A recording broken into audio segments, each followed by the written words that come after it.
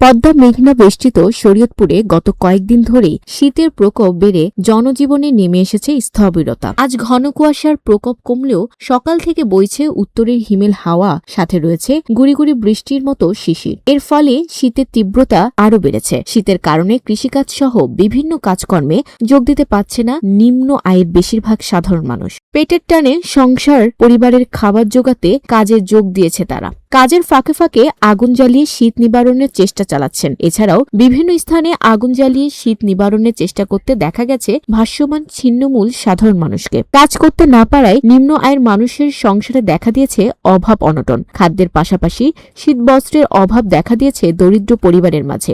কাজকর্ম না থাকায় বাড়ির সামনের রাস্তার মোড়ে বা বিভিন্ন হাটবাজারে চায়ের দোকানে বসে অলস সময় পার করছেন শ্রমজীবী মানুষ। শীতবস্ত্র সহ খাদ্য সহায়তা পাওয়ার দাবি জানিয়েছে নিম্ন আয়ের মানুষেরা। অন্যদিকে শীতজনিত কারণে হাসপাতালগুলোতে বেড়েছে নিউমোনিয়া ও ডায়রিয়ার আক্রান্তের সংখ্যা। শরীয়তপুরের সংবাদদাতা মফিজুর রহমান রিপনের তথ্য ও ভিডিও চিত্রে ডেস্ক রিপোর্ট।